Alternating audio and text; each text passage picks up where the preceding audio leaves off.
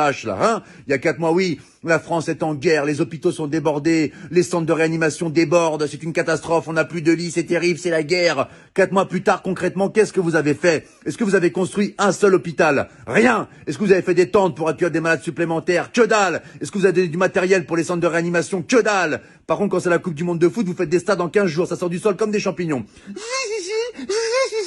Les stades, ils les font en 3 semaines. En Chine, ils ont fait un hôpital en 10 jours. Nous, ça fait 4 mois, on n'a même pas des couvertures en plus. Un oreiller? Non plus. Bon, bah écoute, c'est super, hein, vive la France.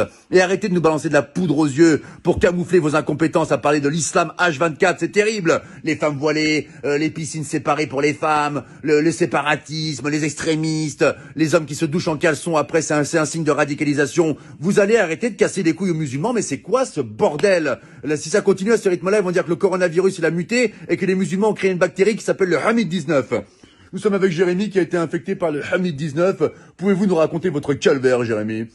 Bah, ça a commencé par la barbe qui pousse toute seule, alors que je suis un berbe à la base, donc c'est un peu incohérent, vraiment.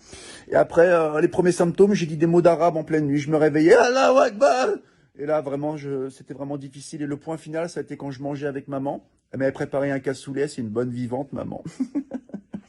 Et puis là, d'un coup, il y a une phrase qui est sortie. Ashhadu an la ilaha illallah wa ashhadu anna Muhammadan Rasulullah. Le verdict était sans appel. Maman a appelé les pompiers. C'était le Hamid 19. Mais aujourd'hui, ça va beaucoup mieux. Hein. Je vais à la chasse avec mon berger allemand et je fais de la pétanque avec papa.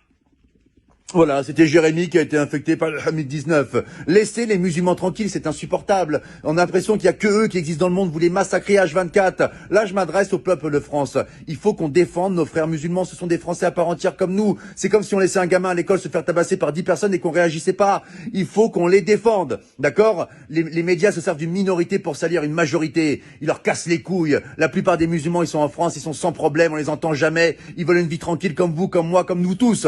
Laissez les musulmans tranquilles. Et là, c'est pas un rebeu, c'est pas un Renoir qui vous parle. C'est un blond aux yeux bleus qui vient de Bretagne et qui t'emmerde, espèce de facho de merde. Ah oui, attention, j'ai fait du Krav Maga, moi je te nique ta